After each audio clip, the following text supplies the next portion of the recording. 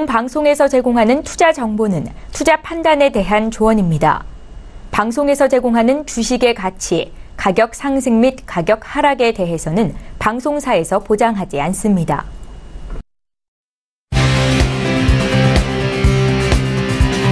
슈퍼스탁 발굴 프로젝트 글로벌 슈퍼스탁의 김민아입니다.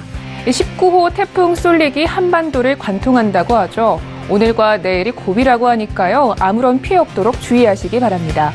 한편 미국 트럼프 대통령에게도 태풍이 들이닥쳤습니다. 이전에 성추문 사건이 다시 수면 위로 떠오른 건데요. 미중 무역 협상을 앞두고 있기 때문에 우리 투자자분들의 투자 방향을 갈피를 잡지 못하고 있습니다. 이럴 때일수록 핵심 이슈를 잘 선별하는 것이 중요한데요. 오늘도 저희 글로벌 슈퍼스탁이 그 길잡이 역할을 해드리도록 하겠습니다. 저희 방송은요. 서울경제TV 홈페이지 그리고 톡스타 홈페이지를 통해서 함께하실 수 있습니다. cntv.co.kr, 톡스타.co.kr을 통해서 접속해 보시기 바랍니다. 참고로 본 방송에서 제공하고 있는 정보는 투자 판단에 대한 조언일 뿐 주식의 가치나 수익률을 보장하고 있지 않습니다.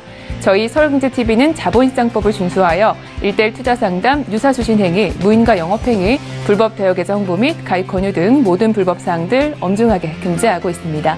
네, 출발하기 이전에 시장 동향부터 체크해 보도록 하겠습니다. 네, 먼저 국내 증시로 가보도록 하겠습니다. 먼저 코스피 지수입니다. 현재 코스피 지수는요, 0.16% 오르면서 2276선으로 이어가고 있습니다. 네, 수급 동향도 함께 보도록 하겠습니다.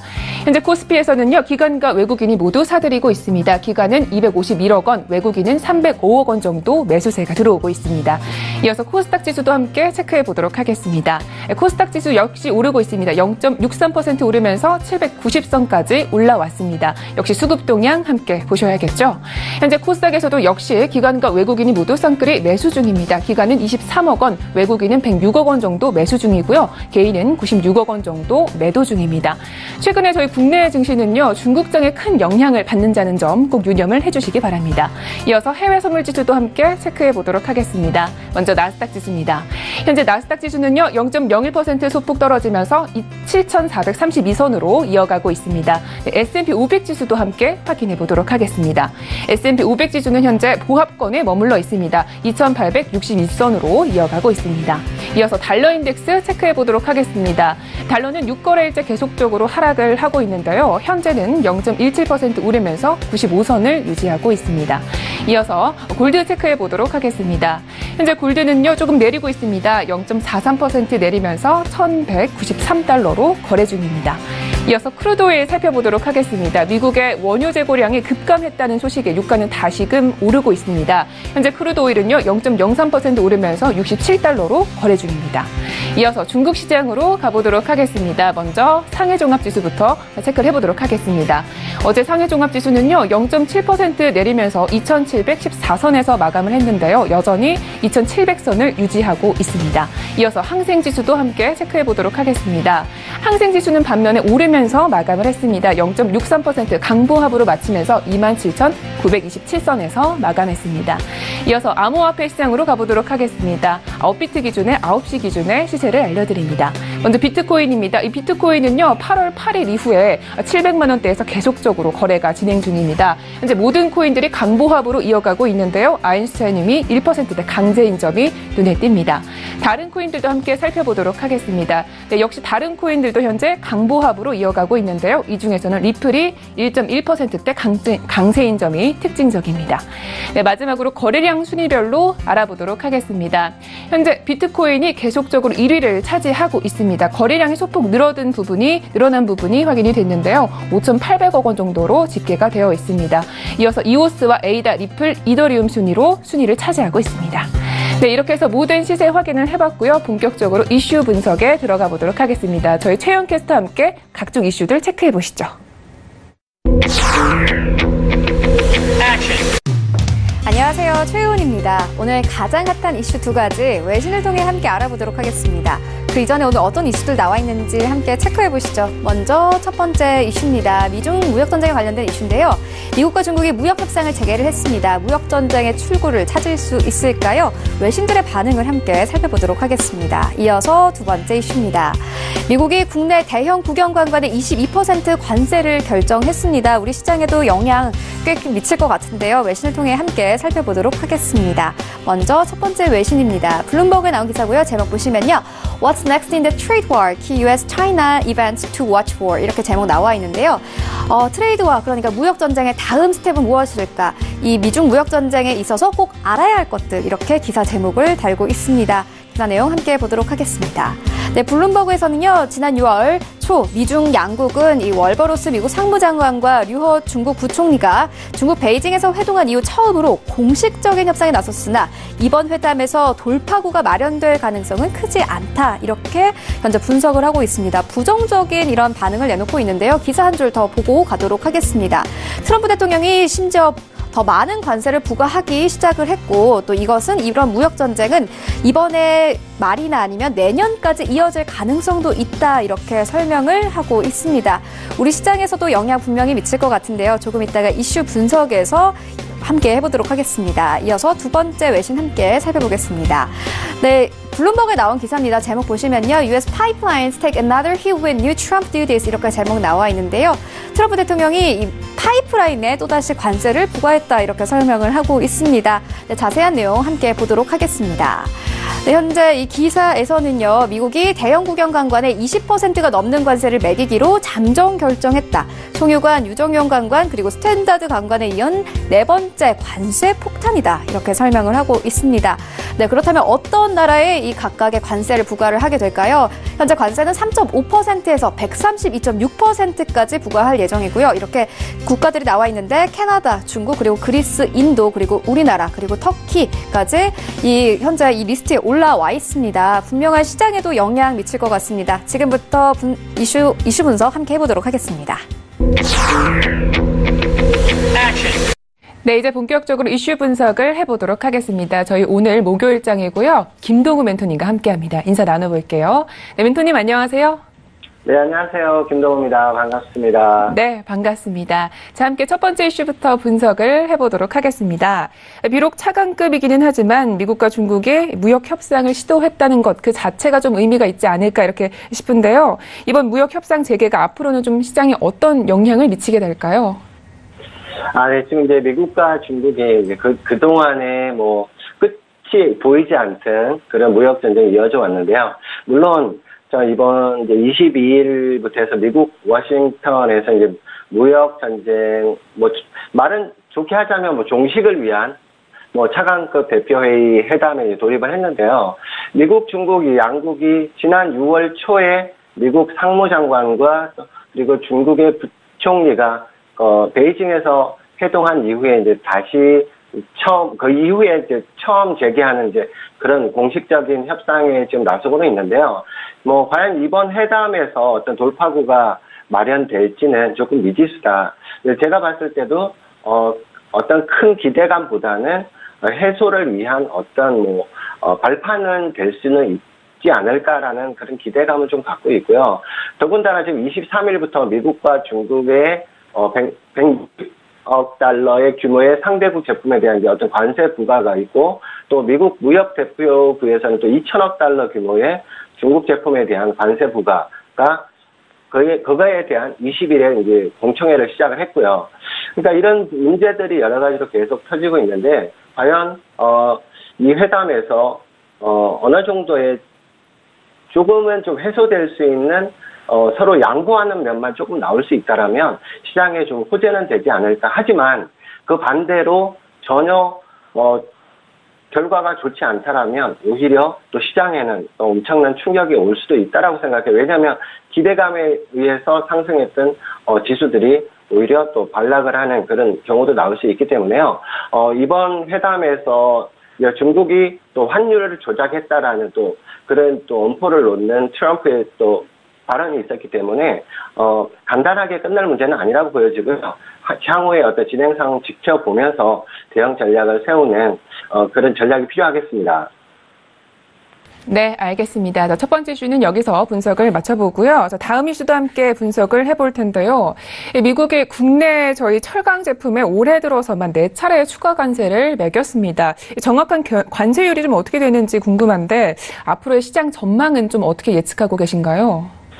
네, 지금 우리나라 같은 경우는 여러 가지 이제 다른 나라들과의 비교해서는 뭐 제품들에 의해 부과되는 그런 관세에서 조금은 자유롭지 않나는 생각을 할 수 있겠지만 저희가 우리나라가 차지하는 그 철강 수출이 굉장히 큰 부분을 차지하고 있기 때문에 미국에서는 조금 약간은 달래는 식의 뭐 그런 또 추익도 있지 않나 싶고요. 근데 그러다 보니까 이번에 그 세아제강 강관에 대해서 22%의 보복 관세 뭐 이제 이런 내용이 나왔어요. 그래서 이제 미국이 세아제강 등이 수출하는 이제 대형 국영 강관에서 20%가 넘는 관세를 매기기로 결정을 하고 또 이런 부분들이 송유관이라든지 유정용 강관 그리고 스탠더드 강관에 의한 네 번째 또 관세 폭탄이라는 점에서 쿼터제 자체에 지금 발목이 잡혀 있는 대미 수출 물량이 거의 절반가량 줄어든 이제 그런 가운데서 마진까지도 크게 줄어들 그런 위기에 좀 놓여 있다라고 보여지고요. 그러니까 우리나라 같은 경우는 이 철강에 관련해서만 봐도 미국의 어떤 그런 관세 정책에 좀 악영향을 많이 받고 있는 그런 실정이다 보니까 뭐 단순한 철강 문제라기보다는요 무역 전쟁의 한 일부분이라고 봐야 되겠고요. 뭐 향후로도 어쨌든 우리나라로서는 부담이 될 수밖에 없는 문제겠고 추가적으로 더 확산만 되지 않으면 좋겠다라는 이제 그런 마음이 들 정도로 지금 뭐 철강 문제에 대해서 우리나라 자체에서 미국과 담판을 지을 수 있는 그런 정도의 힘은 없지 않나 아쉽게도 그렇습니다. 해서 추가적인 그런 더 많은 악재들이 터지지 않는다면 그것만 해도 다행이지 않을까 싶은 좀 씁쓸한 그런 의견을 남깁니다. 이상입니다. 네, 알겠습니다. 우선 세아제강의 주가를 좀 살펴봤는데 큰 영향은 없는 것 같습니다. 그래도 무역전쟁과 관련한 이슈이기 때문에 꼭 주의를 하셔야겠습니다. 자, 이렇게 해서 이슈는 여기까지 분석을 해보도록 하고요. 자, 이번에는요, 저희 시장에 잘 대응할 수 있도록 가이드 한 줄 평을 듣도록 하겠습니다. 네, 멘토님, 오늘의 가이드는요? 네, 오늘의 가이드는 I believe people have to follow their dreams I did 라는 이제 말을 들고 나왔는데요. 네. 이것도 이제 미국의 유명한 그런 기업가 중에 한 분이 또 말씀하신 건데, 나는 사람들이 그들의 이제 꿈을 쫓아야 된다고 믿고 있다. 나는 그런 꿈들을 쫓아왔다라는 내용인데요. 한마디로 투자든 이제 성공이든 어떤 자기가 목표하는 어떤 목표가 있어야 되고 그 꿈이 있어야지 그 꿈을 실현하기 위해서 노력하다 보면 어떤 결과가 어떻든 간에 크고 작을 수 있겠지만 그래도 자기의 꿈을 실현했다는 그런 만족감이 들 수 있기 때문에요. 투자의 어떤 한정된 부분보다는 투자를 하시더라도 어떤 목표를 뚜렷하게 두시고 거기에 최선의 노력을 하신다면 후회는 좀 더 적지 않을까. 그리고 그 꿈이 또 실현이 되었을 때 그 성취감이 훨씬 더 크지 않을까 해서 여러분들 힘내시라고 오늘 한 줄 평을 들고 나왔습니다. 네, 알겠습니다. 오늘도 굉장히 훌륭한 가이드를 들어봤습니다. 자, 그렇다면 이번에는 지난장의 시장에서는 어떻게 또 트레이딩 전략을 펼치셨고 오늘장에는 또 저희가 어떻게 구체적으로 대응하면 좋을지 이야기를 들어보도록 하겠습니다. 네, 우선 이제 미국 시장부터 살펴드릴 건데 미국의 지수 선물도 우선 S&P 종목을 이제 저번 주에 제가 그 S&P 자체가 2,820선 내외까지의 2,800선 내외까지 조정 이후에 지금 또 무역 전쟁에 관한 어떤 좀 해소성, 재협상 이런 호재들이 나오다 보니까 또 급반등에 성공하면서 지금 8월 21일 기준 S&P 같은 경우는 2,874선까지 또 반등을 하는 그런 모습이 보여졌고요.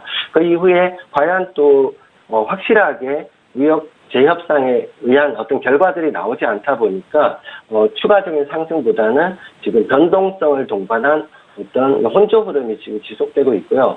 어쨌든 S&P 같은 경우는 아직까지는 상승 흐름이 추가적으로서 나올 수 있다라고 보여지고요. 다만 정고점 2,874선과 그리고 하단에 2,832라인의 단기 박스 구간 설정을 해드리도록 하겠습니다.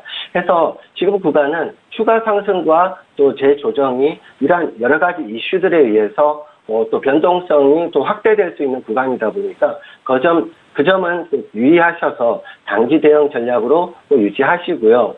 분명히 당분간은 하루 이틀에 끝날 문제는 아니겠고요. 당분간은 이런 변동성을 동반한 혼조세가 나올 거니까 상단의 고점과 하단의 저점의 지지력과 저항력을 잘 테스트하시면서 그걸 지켜봐 보시면서 단기 대응 전략으로 대응하시기를 일단 권장을 드립니다. 그리고 두 번째로 이제 나스닥 선물 봐드릴 건데요. 나스닥 선물 역시 지금 오히려 S&P와는 좀 틀리게 나스닥 같은 경우는 오히려 이제 기술주들의 어떤 실적 문제라든지 여러 가지 다른 문제를 해서 S&P보다는 좀 지난 조정 이후에 올라온 강도가 조금은 약화된 그런 모습을 보여서 오히려 다우나 S&P가 상승으로 마감을 했을 때 나스닥은 오히려 약세를 보이는 그런 경우도 지금 발생을 했는데요. 이제 어제 같은 경우는 좀 상승의 폭을 좀 넓히면서 상단에 좀 올라와 있지만 아직까지 완전한 상승세로 돌아선 모습은 아니다. 그래서 중간 지점으로 봤을 때 지금 재상승을 하기 위해서는 이날의 어떤 고점 부분 2450선, 60선의 강한 돌파와 함께 정고점을 향한 어떤 움직임이 강하게 나오지 않는다라면 이 상단에서의 어떤 직전 고점에서의 저항 가능성이 충분히 있고요. 다시금 하단에 지지력 테스트를 할 가능성도 충분히 열려있다. 다만 이제 미중 무역 분쟁이라든지 지금 재협상 문제 이런 이슈들에 의한 것도 있겠고요. 지금 기술주라든지 여러 가지 실적 문제가 거의 마무리 단계에 있긴 하지만 그래서 지금 자리가 굉장히 좀 애매모호한 그런 자리다 보니까 어떤 적극적인 투자보다는요 조금은 상단과 하단의 돌파와 지지 여부 확인하시면서 단기 대응 전략으로 일단 대응하시길 바라겠습니다. 네, 알겠습니다. S&P 500 지수 그리고 나스닥 지수는요 현재 대내적인 이슈들의 영향을 많이 받고 있습니다. 자, 그러면 골드 지수도 함께 체크를 해보고 싶은데요. 저가 매수세가 좀 요즘에 들어오고 있는 것 같습니다. 어떤가요? 네, 골드 지난 목요일 보시면 1167선까지 찍고 제가 이날 말씀을 드렸던 것 같은데요. 하단에 1167선이 깨지지 않는다면 단기적인 어떤 반등의 가능성, 왜냐하면 또 달러 인덱스가 그간에 급등을 기도하고 단기 조정세가 나올 가능성이 있다라고 제가 언급을 드렸고 하단의 자리가 깨지지 않는 이상 단기 매수로 대응하시고 짧게는 1200선 내외까지의 상승 부분까지 보시고 매수 진입 전략 드렸었는데요. 예상한 대로도 잘 나와줘서 여러분들한테 좀 좋은 도움이 되지 않았을까 싶습니다.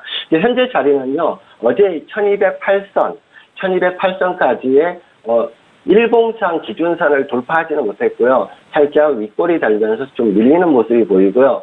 또 달러 인덱스 자체가 또 급락에 의한 어떤 단기 저가 매수세가 또 유입되고 또 숨고르기 장세가 좀 나오다 보니까 지금은 현재 시간 조금 밀리는 모습이 보여요. 해서 단기적으로는 1197선에서 1190선 내외까지의 단기 조정도 가능한 구간이기 때문에 여러분 그 점은 유의하셔서 투자하시기 바라겠고요. 다시 한번 재상승을 위해서는 직접 고점 1208선을 돌파하면서 강한 지지대를 형성한다면 1220선대까지의 상승 여부도 한번 바라볼 수 있겠다라고 볼 수 있겠습니다.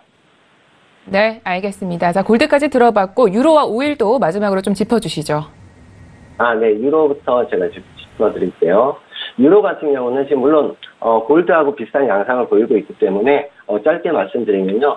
자, 이날에 지난 목요일 기준으로 해서 13275의 저가를 찍은 뒤에 급등을 하는 그런 모습. 그래서 저희 같은 경우는 13700 내외에서의 단기 매수 전략과 추세를 보고 진입을 했었고요. 해서 저희 목표가 단기적으로 15500 내외까지 해서 최대 청산을 하면서 좀 약간 큰 수익을 저희가 창출을 해서 많은 이제 투자자분들도 혜택을 좀 보셨는데요.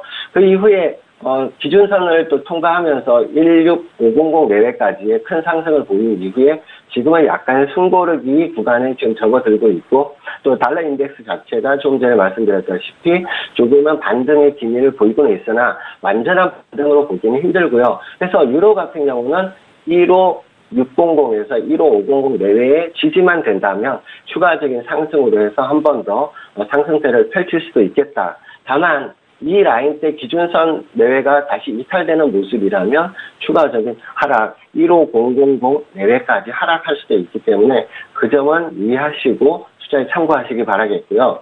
그리고 마지막으로 오일 짚어드릴 건데요. 오일 같은 경우 요즘에 대응하기 가장 어려운 그런 종목 중에 하나라고 보여지는데요.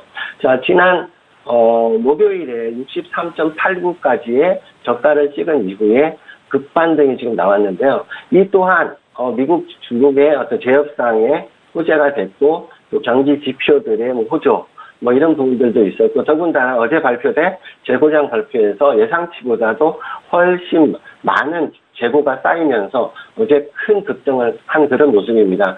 그래서 일봉상은 아직까지도 큰 악재가 없는 한 추가적인 상승 가능한 부분이기 때문에 지금 급등에 따른 단기 하락은 나올 수 있겠으나 추가적인 상승 본다면 단기적으로 69불대까지도 추가 상승 노려볼 수 있겠지만 하단에서의 이탈 여부 꼭 확인하시고 하단에서의 매수는 아랫단 전일의 중간 지점 67불선대까지도 하락할 수 있다는 점 유의하시고 투자에 참고하시기 바라겠습니다. 네, 알겠습니다. 이렇게 해서 글로벌 이슈 앤 가이드는 이야기 여기까지 들어보도록 하겠습니다. 네, 멘토님 오늘도 말씀 고맙습니다. 네, 모두들 성투하시고 다음 주에 뵙겠습니다. 감사합니다. 네, 글로벌 이슈 앤 가이드 화면으로 정리하겠습니다.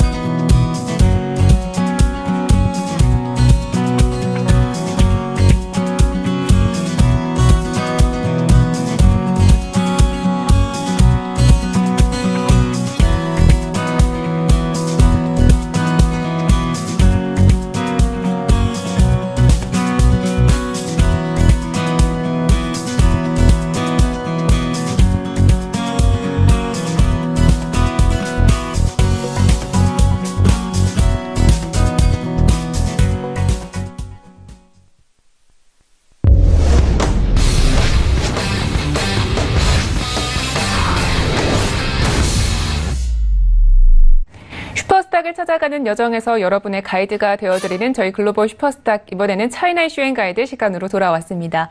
중국 시황 이야기 그리고 유망 투자 종목에 대해서 소개를 들어보실 수가 있는데요. 먼저 어떤 이슈들이 나와 있는지 화면으로 만나보시죠. 오늘의 차이나 이슈 첫 번째는요. 중국이 미국과의 기술 전쟁에 대응하기 위한 움직임을 시작했습니다. 중국 에어컨 업체인 거리전기가 자체적으로 반도체 칩 제조에 나선 건데요. 과연 중국의 IT 산업 지급률은 얼마나 상승할 수 있을까요? 이번 이슈 분석으로 자세히 알아보겠습니다. 두 번째 차이나 이슈입니다. 트럼프 미국 대통령이 장기화되고 있는 미중 간 무역 전쟁에서 미국이 승리할 것이라는 자신감을 내보이고 있습니다. 고통을 감수하더라도 전쟁에서 승기를 잡겠다는 강한 의지를 내비치기도 했는데요. 미국의 생각처럼 이번 전쟁의 승자는 미국이 될 수 있을지 두 번째 차이나 이슈에서 알아봅니다. 네, 이제 본격적으로 이슈 분석을 시작을 해보도록 하겠습니다. 자, 오늘은 김정철 본부장님과 함께합니다. 전화 연결이 되어 있다고 합니다. 네, 인사 나눠볼게요. 안녕하세요. 네, 안녕하십니까. 네, 반갑습니다. 자, 첫 번째 이슈를 분석하기 이전에 먼저 중국장 마감 상황부터 알아봐야겠죠? 네, 중국 증시가 그래도 일단 첫 번째 목표가 뭐냐면 2,700선을 지키는 거예요. 상위적 2,700선을 지키는 건데 어제 중국 증시가 정말 거래량이 정말 미미했습니다. 별로 많지는 않았고요. 거래량이 정말 적은 상태에서 겨우 2,700선을 지킨 그런 모습입니다. 왜 거래량이 없냐면 밀리면 당국에서 개입할 것 같고 그렇다고 오르자니 미국과 중국 무역전쟁 신뢰성이 별 소득 없을 것 같고 그러니까 이 두 가지가 상충되니까 어떻게 투자자들이 액션을 취하지 못하는 거예요. 상해종합지수가 어제 0.7% 하락을 했고요.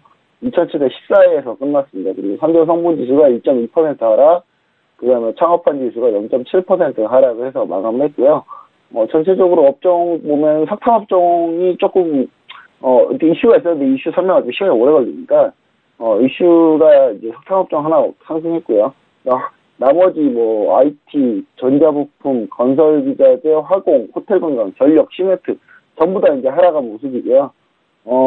증시가 이제 그래도 차트 보시면 아시겠지만 상해종합지수 같은 경우가 저점 찍고 이틀 동안 그래도 의미 있는 반등이 나왔습니다. 의미 있는 반등이 나왔다는 건 뭐냐면 기법상으로 보자면은 일본 기법상으로 보면은 장대 음봉 나왔는데 이 음봉을 이틀 동안 해서 이겨냈거든요. 이겨내서 다시 올라왔는데 중요한 건 이제 2700선 주요 지지랑 2700선이 쭉 연결이 되어 있기 때문에 2700선 깨지 않는 게 중요한데 그래도 2700선을 지켰기 때문에 앞으로 추가적으로 일주일 좀 더 버티다. 그리고 최근에 지금 달러가 지금 안 좋죠.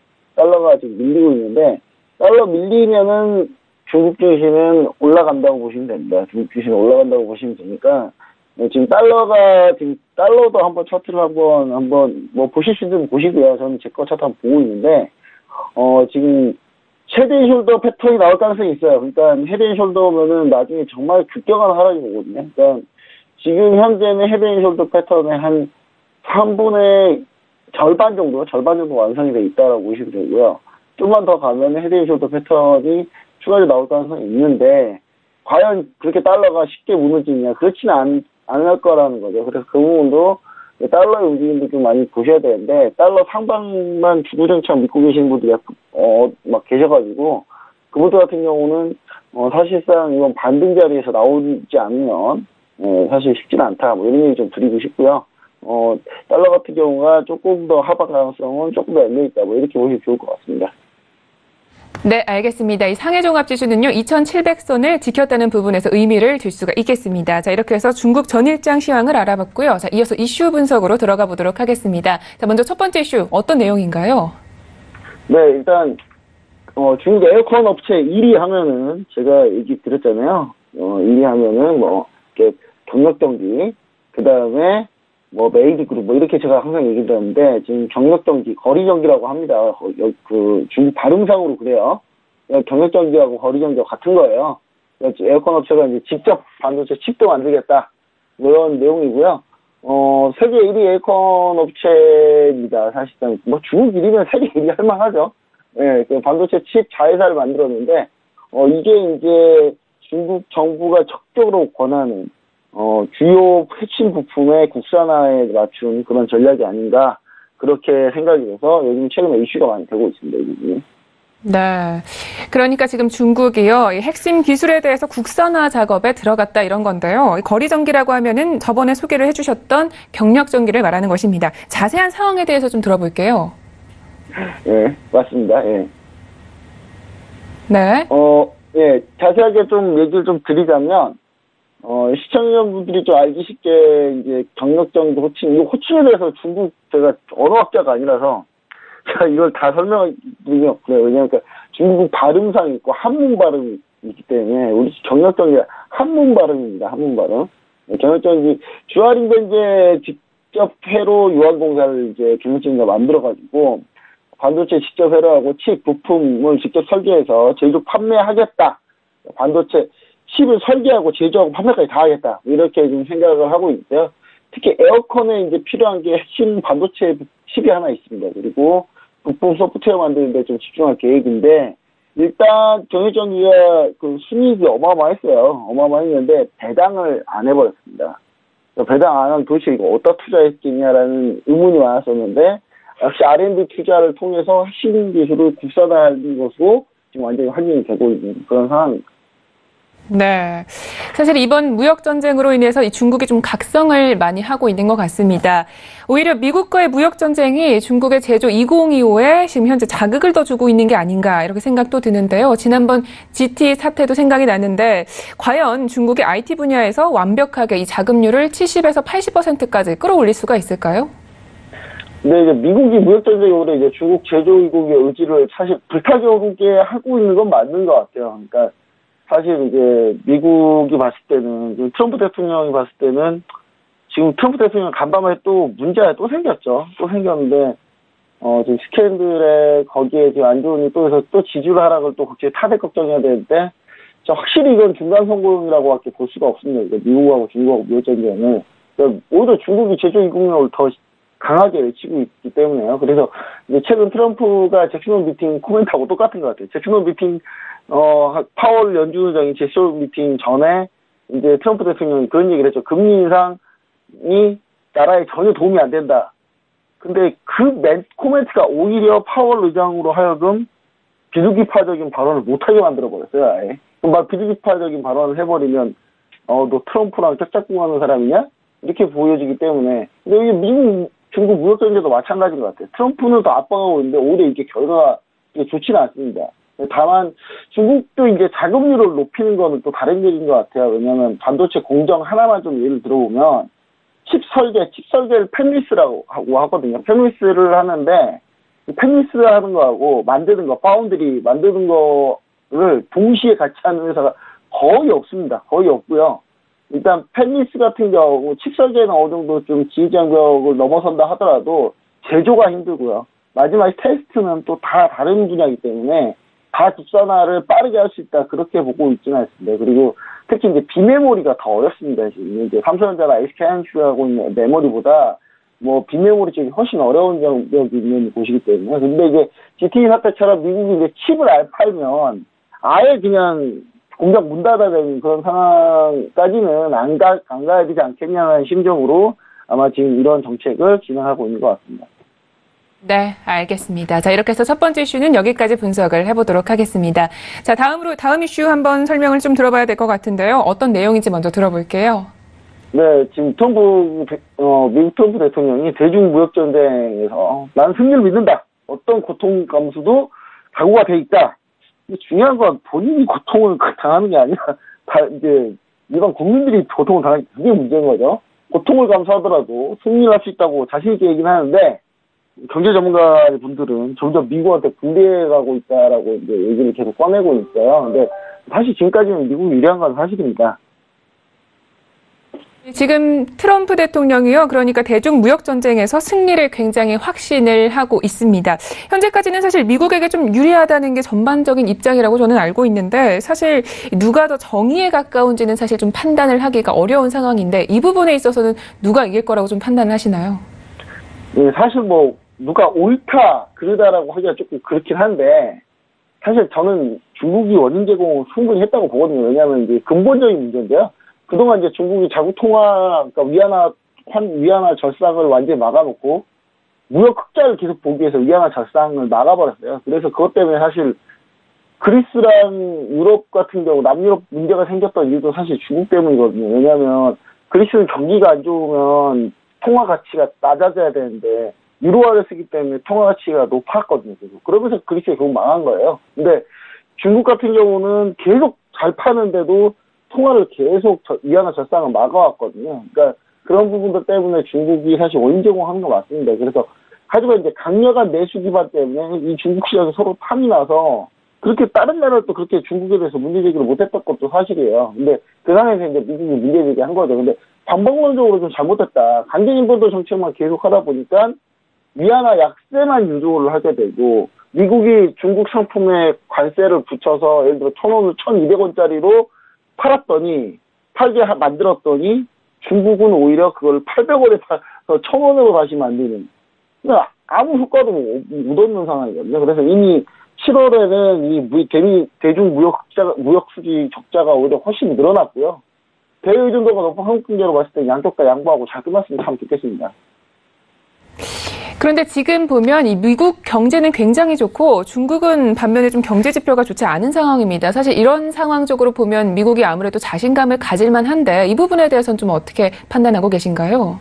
네, 당장 미국 지표가 좋은 건 사실입니다. 그리고 인플레이션, GDP 성장률 상대값으로 보면은 미국이 글로벌에서 가장 뛰어난데요. 근데 이게 약간 전 착시 현상을 보이는 게 최일월 산업이 부흥해가지고 제조업이 좀 일어난 부분이 있고요. 그리고 글로벌 금융수지에서 미국 원래 금융수지가 강하니까 거품 경기일 가능성이 상당히 높다. 저는 이렇게 좀 보고 있는데요. 중장기로 봤을 때 미국이 지금 정말 악수를 두고 있다. 저는 이렇게 보고 있고요. 일단 2008년 글로벌 금융위기를 잘 보시면 아시겠지만 달러가 올라가고 무역 수지 악화되고 대규모 채권 발행 부담감 생기기 시작하면 2008년하고 똑같아요, 이게. 똑같기 때문에 미국의 이 감정적 규제 때문에 오히려 또 미국에 투자하는 중국 기업들이 급감하고 있어요. 최근에 올해 상반기만 해서도 미국에 투자한 중국 기업이 무려 90%가 감소를 했고요. 그리고 하이앙하고 완다, 안방보험 같이 미국의 부동산 가지고 있는 회사들이 다 매각하기 시작했습니다. 근데 여기에 이제 미국 외국인 투자 심의위원회가 오히려 더 팔라고 중국을 자극하고 있거든요. 그래서 거기에 이제 중국 트럼프는 13일에 국방 수권법에 서명을 했습니다. 이게 미국 하원을 통과했는데요. 외국인 투자를 더 규제하는 그런 법안 내용이고요. 이제 이것 때문에 이제 미국에서 일하는 중국의 인재들도 이제 자국으로 유턴하고 있는데, 미국 실리콘밸리에 있는 하이테크 종사 중에 외국인 중에 30%가 중국인이라고 합니다. 근데 이 중국인이 다 돌아가면 미국에서 일 잘 배워서 중국에서 일하는 참 아이러니한 상황이 될 가능성이 높다. 저는 이렇게 보고 있습니다. 네, 알겠습니다. 자, 이렇게 해서 두 가지 이슈는 여기까지 분석을 마치도록 하겠습니다. 이제는요, 본격적으로 매매 전략 시간으로 가보도록 하겠습니다. 자, 또 오늘 어떤 종목을 소개해 주실지 기대가 되는데요. 오늘은 어떤 기업인가요? 네, 제가 예전에 한번 소개해드렸던 기업인데요. 소개했다가, 결과는 그냥 지지부진해서 매매 종료했던 중국 평안보험그룹입니다. 중국 평안보험그룹. 중국 평안보험, 도대체 중국 평안보험은 얼마나 말은 많이 들으셨죠. 중국 평안보험에 대해서. 왜냐면 중국 내, 인보험, 화재보험 말고요. 생명보험 쪽에서는 1위, 그냥 부동의 1위고요. 전 세계 보험사 브랜드 가치 1위입니다. 1등 하면 참 좋죠. 1등 하는 기업인데.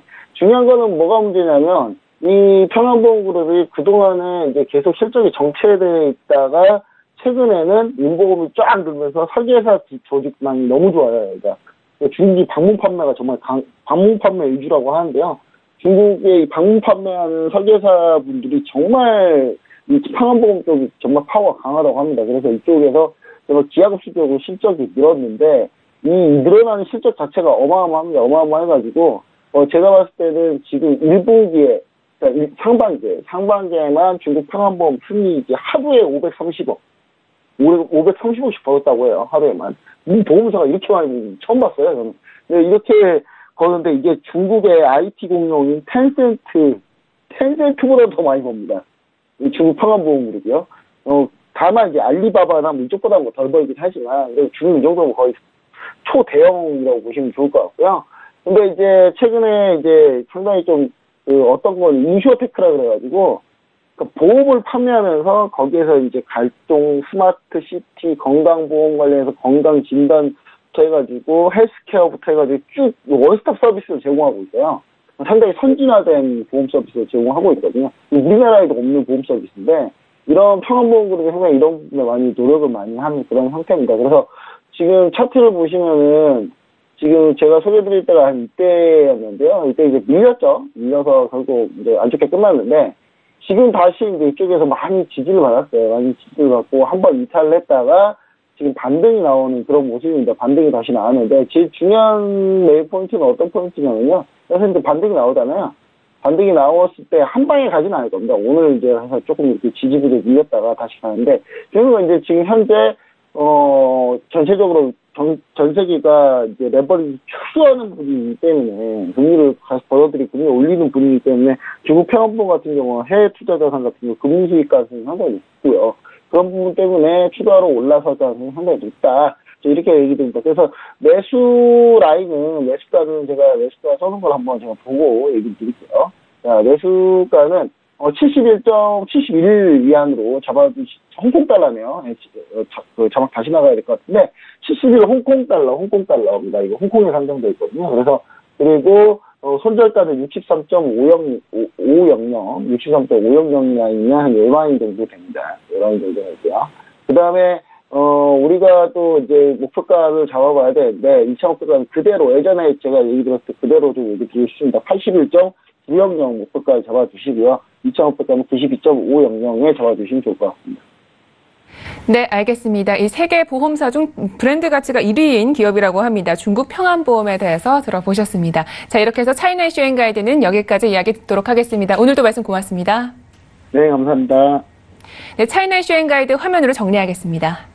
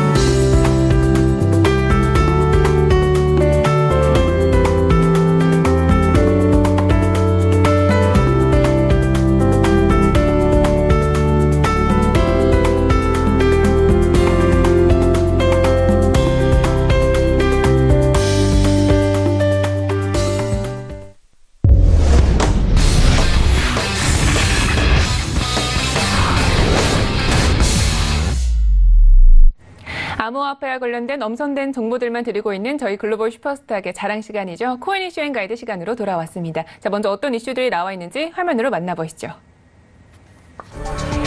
첫 번째 코인 이슈입니다. 애플의 공동 창업자이자 IT 업계의 살아있는 전설이죠. 스티브 워즈니악이 블록체인 스타트업에 합류합니다. 이에 블록체인 산업에도 적잖은 파장이 예상되는데요. 워즈니악이 선택한 블록체인 업체는 어떤 곳인지 첫 번째 코인 이슈에서 자세히 알아보겠습니다. 두 번째 이슈입니다. 미국 SEC가 비트코인 ETF에 대해 다시 한번 승인을 거절했습니다. 이로써 비트코인 ETF에 대한 기대감이 한풀 꺾이고 말았는데요. SEC는 왜 비트코인 ETF 승인을 거부 의사를 밝혔는지 그 이유에 대해서 알아보도록 하겠습니다. 네, 본격적으로 이슈 분석을 해보도록 하겠습니다. 자, 오늘은 저희 서른지 전문가님과 함께합니다. 인사 나눠볼게요. 안녕하세요. 안녕하세요. 네, 반갑습니다. 자, 첫 번째 이슈부터 함께 분석을 해보도록 하겠습니다. 자, 먼저 어떤 이야기인가요? 네, 애플의 공동 창업자였던 스티브 워즈니악이 블록체인 산업에 뛰어듭니다. 워즈니악은 미 매체와 인터뷰에서 조만간 내 경력상 첫 번째로 블록체인 기업에 합류할 예정이라고 밝히면서 회사 이름은 에퀴라고 밝힌 상태입니다. 이 에퀴라는 기업은 굉장히 좀 생소한데요. 워즈니악과 에퀴라는 기업에 대해서 조금 설명을 구체적으로 해주시면 좋겠습니다. 네, 워즈니악은 앞서 설명했듯이 애플의 공동 창업자입니다. 스티브 잡스와 함께 애플을 이끌었고 애플에서 맥 PC 개발을 담당했던 분입니다. IT 업계에서 살아있는 레전드인 분이죠. 네, 워즈니악은 애플에서 은퇴를 하고 그동안 비트코인과 블록체인에 관심을 보였는데요. 가끔 좀 오락가락했던 건 사실입니다. 6월에 미국 CNBC와 인터뷰에서는 비트코인이 앞으로 단일 화폐가 되기를 원한다고 했다가 바로 얼마 뒤에는 블록체인의 거품이 이제 껴있다고 버블을 지적하기도 했습니다. 워즈니악이 워낙 설명을 제대로 해주지 않았기 때문에 짧은 코멘트로 에퀴에 대해서 판단해봐야 되는데요. 워즈니악은 합류할 회사 에퀴와 함께할 동료들과 관련해 우리는 이벤트를 열어서 가치를 올리는 식의 거치레나 새로운 화폐를 발행하는 그런 식의 사업에 접근하지는 않을 것이다 라고 했으며 이 회사는 두바이에서 아파트에 투자한다든지 대규모 실적을 가진 투자자들과 함께 투자를 하는 회사라고 소개를 했습니다. 즉 유명세로 코인 ICO를 통해 자본을 조달하고 플랫폼을 강화하는 것이 아니라 실물 경기에 투자하는 형태로 플랫폼을 구성해서 이후 알트코인 ICO까지 노리는 전략이 아닌가라는 생각이 듭니다. 일단 에퀴 홈페이지를 찾아봤는데 비슷한 것은 있는데 전혀 작동을 하지 않은 상태고요. 회사의 본사는 몰타에 둔다고 언급을 했습니다. 사실 몰타가 블록체인이나 블록체인을 통한 가상화폐에 호의적이기 때문에 몰타로 선택한 것으로 보입니다. 네. 이 몰타는요, 블록체인의 이슈를 통해서도 굉장히 자주 들어봤던 국가인데요. 이 몰타가 좀 특별하게 블록체인을 활용한 가상화폐와 좀 연관이 많이 있는 건가요? 네. 그러니까 몰타 하면은 지중해 보석이라고 불리는 곳이죠. 저도 여행을 참 가보고 싶은 곳 중에 하나인데, 특히 여러분들 미국 드라마 좋아하시는 분들이라면은 왕좌의 게임, 이 촬영지로도 많이 기억하실 겁니다. 하지만 요즘 유명한 건 바로 블록체인 거래소가 이곳으로 이제 집중이 되어 있다는 것인데요. 블록체인을 이용한 가상화폐 거래소 중 최대 규모인 바이낸스가 몰타의 파운더스 뱅크라는 이제 디지털 자산의 블록체인 은행을 설립할 계획이라고 가지고 있습니다. 이번에 이 실험적 은행 설립은 블록체인 기술을 기반으로 자금 모집 플랫폼이 노이 펀드를 이용해 법적으로 구속력이 있는 토큰을 발행한다고 합니다. 이미 3월에 바이낸스는 몰타로 본사까지 이전한 상황이고요. 세계 5위 거래소인 OKX도 몰타의 지사를 설립할 예정입니다. 이미 몰타는 전 세계에서 블록체인을 활용한 가상화폐가 가장 많은 곳입니다. 네. 그런데 특히 몰타에 지금 거래소들이 집중되는 이유에 대해서 궁금한데요. 사실 몰타는 이 조세 피난처로 좀 유명한 국가잖아요. 혹시 세금이 문제인 건지 아니면 또 다른 법적인 문제가 있는 건지가 궁금한데요. 네, 몰타 의회에서는 블록체인을 활용한 가상화폐에 대한 3가지 법안이 있는데요. 가장 중요한 게 암호화폐의 법적 보장성을 제공한 나라라는 점입니다. 이 때문에 블록체인의 분산형 원장 기술을 활용한 몰타의 대중교통 서비스 개선을 위해 영국의 옴티튜트가 활동 중이고 현재는 게임 산업에도 적용 중입니다. 사실 한국이 전 세계 5위 거래량을 보여주는데 한국을 제외하고 전 세계 거래량으로 봤을 때 5위 이내의 국가들은 공통점이 있어요. 바로 규제가 관대하다는 것이 아니라 오히려 규제가 명확하다는 그런 점입니다. 몰타, 벨리즈, 세이셀, 미국이 바로 상위권 국가들인데요. 한국을 제외하면 대형 거래소들이 가장 선호하는 지역이라고 불리고 있습니다.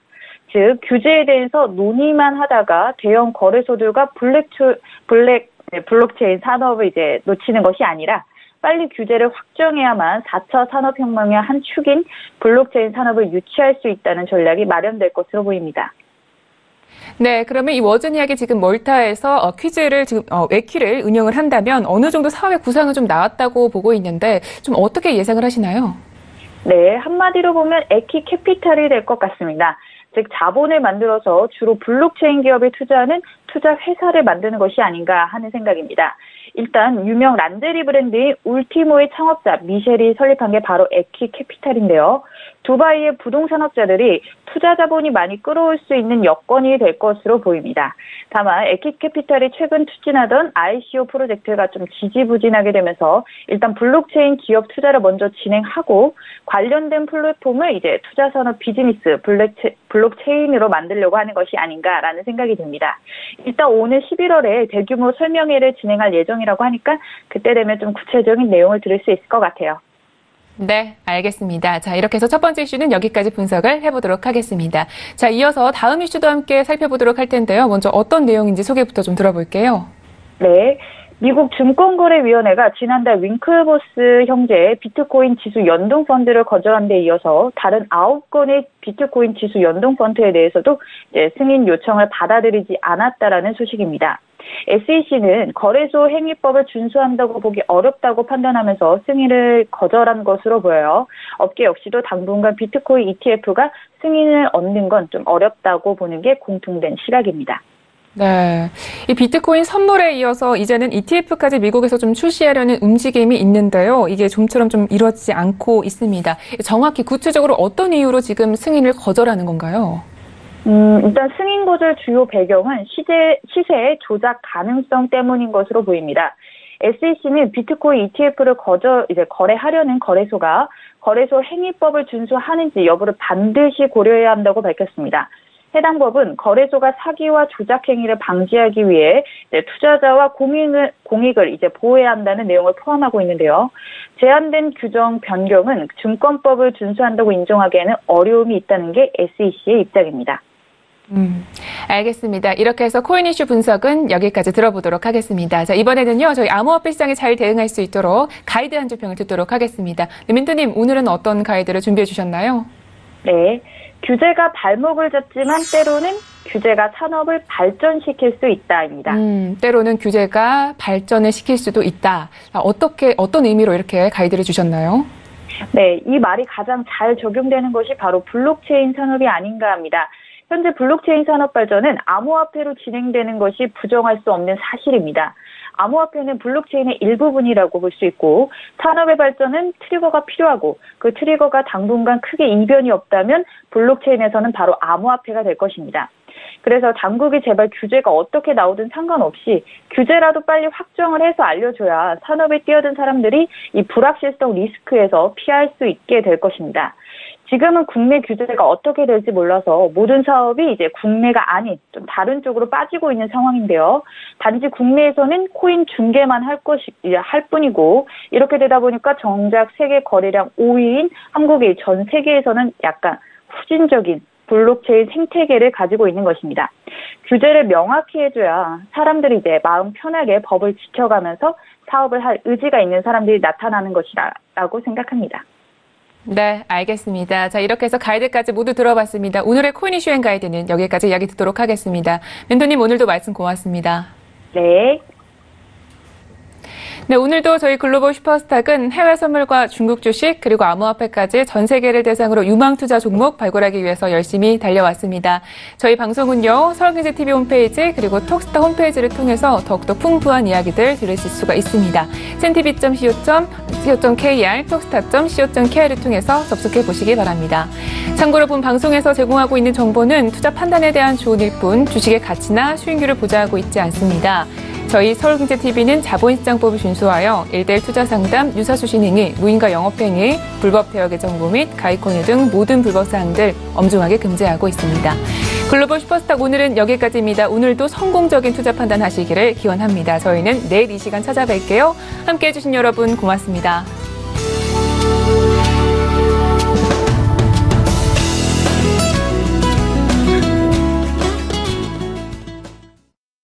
본 방송에서 제공하는 투자 정보는 투자 판단에 대한 조언입니다.